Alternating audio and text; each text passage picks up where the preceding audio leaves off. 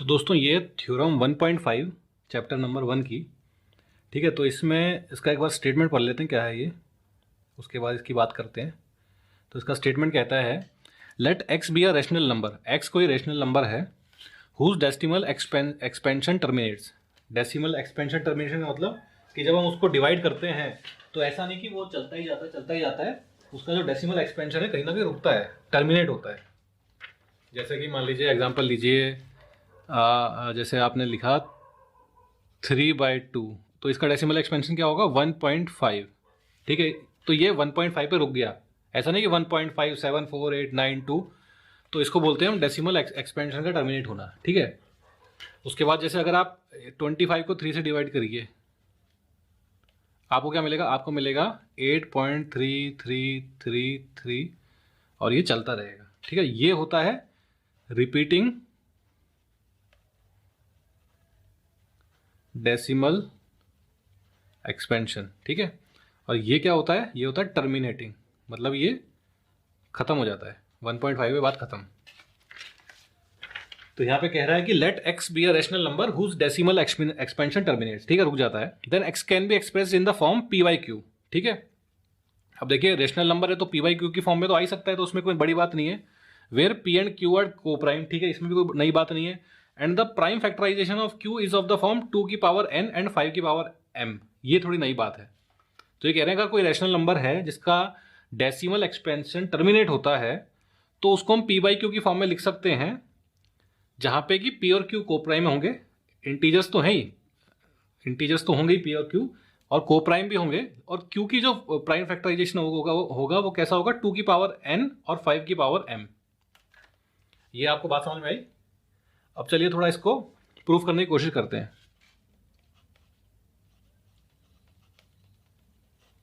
इसका प्रूफ दोस्तों कोई ऐसा वैसा नहीं है जैसा कि और थ्योरम्स का होता है कि हम किसी को निकालते हैं, इक्वेशन बनाते हैं। इसमें बस आपको समझने की बात है, सिंपल सी, ठीक है। जैसे कि एनसीईआरटी में दे रखा है, तो एनसीईआरटी में कुछ नंबर्स दे रखे हैं।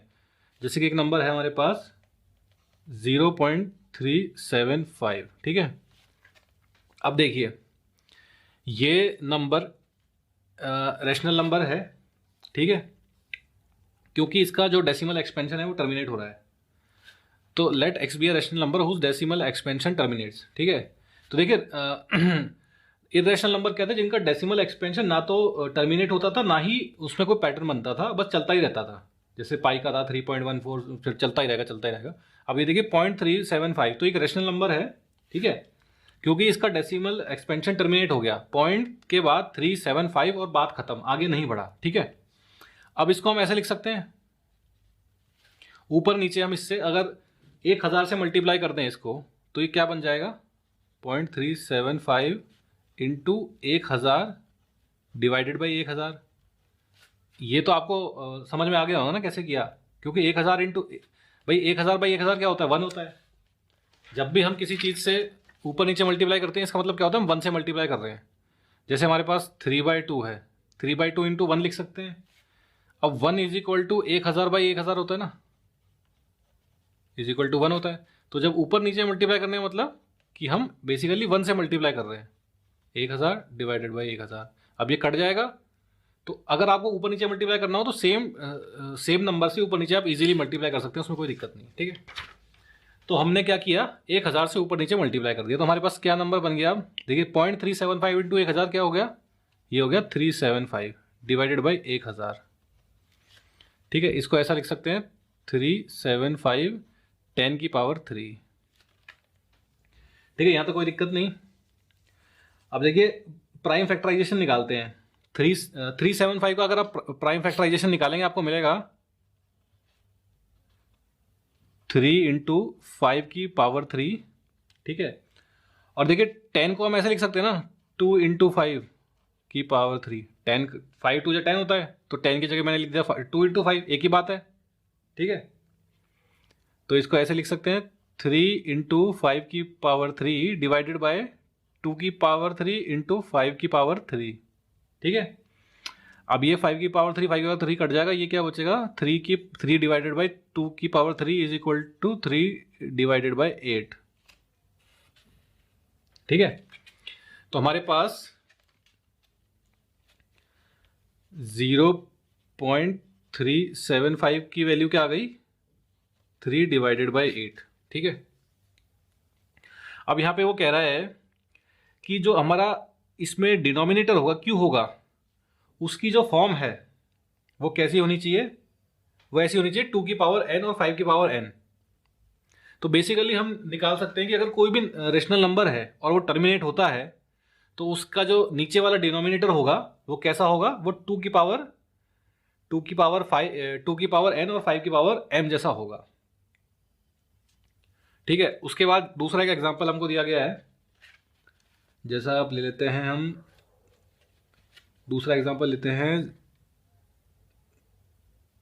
0.104। ठीक है, इसमें भी देखिए वही करेंगे, हम ऊपर नीचे 1000 से मल्टीप्लाई करेंगे इंटू 1000 डिवाइडेड बाय 1000। ठीक है, तो कितना आ जाएगा, 104 डिवाइडेड बाय 1000। ठीक है, अब इसको कैसे करें,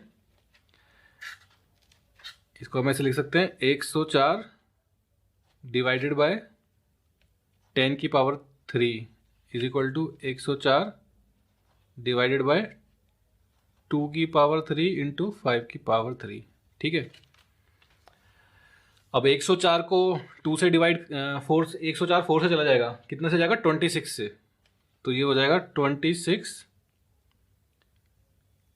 डिवाइडेड बाय 2 इंटू 5 की पावर 3। ठीक है, और फर्दर चला जाएगा ये इससे, तो ये हो जाएगा 13 बाय 5 की पावर 3। ठीक है दोस्तों, तुम्हारे पास क्या आ गया, 13 बाय 5 की पावर 3। तो देखिए थ्योरम क्या कहती है कि किसी भी डेसिमल जो हमारा अब कोई भी रैशनल नंबर है उसका डेसिमल एक्सपेंशन अगर टर्मिनेट होता है, ठीक है, तो उसका डिनोमिनेटर जो होगा पी बाई क्यू में, उसकी फॉर्म क्या होगी, 2 की पावर n और 5 की पावर m। देखिए यही हमें मिल रहा है, यहाँ पे हमें क्या मिला, 2 की पावर 3। बेसिकली यहाँ पे जैसे इसका ये 3 डिवाइडेड बाई 8, इसको हम ऐसे लिख सकते हैं 3 डिवाइडेड बाई 2 की पावर 3 इंटू 5 की पावर 0। ठीक है, 5 की पावर 0 का मतलब 1। तो यहाँ पे हमें क्या गया, n और m नॉन नेगेटिव इंटीजर्स हैं, तो मतलब 5 n और m की पावर वैल्यू 0 हो सकती है। 0 का मतलब कि वो पावर 1 0 होगी, तो वो जो होगा 5 की पावर 0 होगी वो 1 होगा। ठीक है, उसी तरह यहाँ पे देखिए 2 नहीं है, तो इसका मतलब ये हम ऐसे लिख सकते हैं कि 2 की पावर 0 इंटू 5 की पावर 3। तो इस थ्योरम से हमें क्या समझ में आया, इस थ्योरम से हमें ये समझ में आया कि अगर कोई रेशनल नंबर है, जैसे कि मान लीजिए ये है या ये है, तो इसका जो, और ये टर्मिनेट हो रहा है, अगर जैसे क्योंकि ये टर्मिनेट हो रहा है, ये टर्मिनेट हो रहा है, तो इसका जो पी बाई क्यू की फॉर्म होगी, हम हर रैशनल नंबर को पी बाई क्यू की फॉर्म में लिख सकते हैं जहाँ पी और क्यू दोनों इंटीजर्स होते हैं। तो उसमें जो क्यू होगा उसकी फॉर्म कैसी होनी चाहिए, 2 की पावर समथिंग और 5 की पावर समथिंग। बेसिकली नीचे 10 आना चाहिए, 10 ना भी, मतलब 10 ना भी आए तो हमें 2 या 5 हो तो काम चल जाएगा, इसके अलावा कोई और होगा तो काम नहीं चलेगा, क्योंकि फिर वो कुछ और नंबर बना देगा। जैसे हम एक एग्जांपल और लेके देख लेते हैं, एनसीईआरटी में जो दे रखा है वो है 23.3408। ठीक है, अब इसको हम ऊपर नीचे 10 की पावर 4 से मल्टीप्लाई करते हैं। अब देखिए इसमें 4 डेसिमल है और 10 की पावर 4 से मल्टीप्लाई होगा, तो ये पूरा नंबर, ये पॉइंट हट जाएगा इसमें से, 233408 डिवाइडेड बाय 10 की पावर 4। ठीक है, अब इसका आप फैक्टराइजेशन करें अगर तो आपको मिलेगा 2 की power 6 into 7 into 521 divided by 2 की पावर 4 इंटू 5 की पावर 4। देखिए 2 की पावर 4 और 5 की पावर 4 कहाँ से आया, इससे 10 क्या होता है 5 इंटू 2, तो इस 10 की पावर 4 की जगह मैंने लिख दिया 5 इंटू 2, तो 2 की पावर 4 होगी, 5 की पावर 4 होगी। अब देखिए इससे 2 से 2 कट जाएगा, तो हमारे पास क्या बचेगा, 2 की पावर 2 इंटू 7 इंटू 521। ठीक है, डिवाइडेड बाय 5 की पावर 4। ठीक है, और यहाँ से ऐसा लिख सकते हैं इंटू 2 की पावर 0। ठीक है, तो जो भी अगर रैशनल नंबर जो कि जिसका डेसिमल एक्सपेंशन टर्मिनेट हो रहा है, उसका जो पी बाई क्यू की फॉर्म में क्यू होगा वो कैसा होगा, ऐसा होगा 2 की पावर समथिंग और 5 की पावर समथिंग, जो कि हमें था एन और एम बोले थे। एन और m are non negative integers, ठीक है। एनसीईआरटी में एक एग्जांपल और है, उसको भी हम ट्राई कर लेते हैं। वो है 0.0875, ठीक है। इसको हम कैसे लिख सकते हैं, 875 डिवाइडेड बाई 10 की पावर 4। 10 की पावर 4 से ऊपर नीचे मल्टीप्लाई किया जैसे यहाँ किया था, ठीक है। ये हो जाएगा आपका 7 इंटू 5 की पावर 3 डिवाइडेड बाई 2 की पावर 4 इंटू 5 की पावर 4, ठीक है। ये हो जाएगा आपका 7 डिवाइडेड बाई 2 की पावर 4 इंटू 5, ठीक है। तो इसका क्या आया हमारे पास, इसमें देखिए 2 की पावर 4 हो गई, n मतलब 2 की पावर n था और 5 की पावर m था, तो n की वैल्यू क्या हो गई यहाँ पे, n is equal to 4 and m is equal to 1, ठीक है। तो थ्योरम क्या कहती है कि अगर कोई भी रैशनल नंबर है जिसका डेसिमल एक्सपेंशन टर्मिनेट होता है, तो उसका जो p बाई क्यू में, p बाई क्यू लिख सकते हैं ना हम हर रैशनल नंबर को, तो उसका जो p बाई क्यू होगा, उसका जो q होगा उसकी फॉर्म कैसी होगी, 2 की पावर समथिंग इंटू 5 की पावर समथिंग। और अगर आप चाहें तो एग्जाम्पल हम देख सकते हैं, जैसे सिंपल सा एग्जाम्पल लेते हैं हम, 1.5 का टर्मिनेट हो रहा है, ठीक है। तो कोई दिक्कत नहीं है, इसको हम कर सकते हैं। इसको हम ऐसे लिख सकते हैं 1.5 इंटू 10/10, ठीक है, is equal to 15 divided by 10। 15 को हम कैसे लिख सकते हैं, 5 इंटू 3 और 10 को 5 इंटू 2, ठीक है। 5 से 5 कट गया, ये क्या बचा हमारे पास, 3/2 इंटू 5 की पावर 0।